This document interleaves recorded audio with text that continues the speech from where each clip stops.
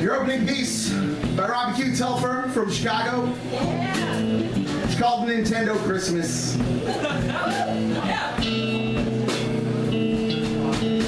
We were not a Nintendo household. We were playing the sod pile household, a lose your Legos in the heating vent household, a watch the mice die in the traps household. We did not have nice things.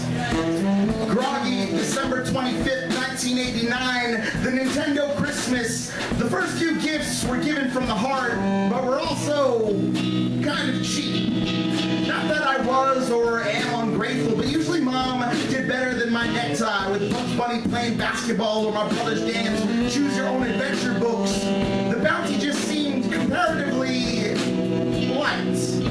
But we were not giving up hope. There was still that last big box chilling in the corner. Mom knew it was a big deal. It was so big a deal, it didn't seem possible. We were not a Nintendo household. But when Dan tore the corner of the paper, we saw that official Nintendo seal. It was like Luke, the Jedi, not the Apostle, had shot the space missile to the exhaust pipe in the Death Star, and our sadness, obliterating it forever. I mean, we freaked the fuck out. We had to try and thank Mom appropriately, but also move into the TV room to set up the electronic Jesus as quickly as possible. It had a plumber, and Goombas, and turtles called Koopas, and there was a gun. A gun you shoot at the TV. It wouldn't shut off forever like Dad used to do with his real gun before he left. That didn't happen. But you could shoot clay pigeons and ducks, and if you missed, your asshole dog would laugh at you. And it was great. Our whole world changed permanently.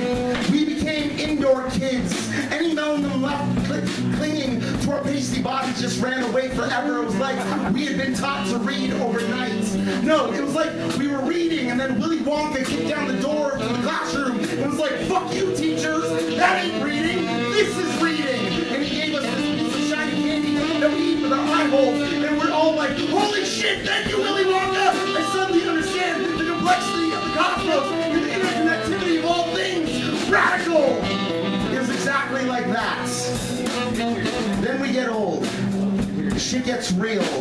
We learn about commercialism and how executives figure out the most direct route into little kids' brains. We learn about all the horribles. They rebuilt the Death Star, you know, but despite that, there are two golden, irrefutable truths all the world's cynicism can't dent.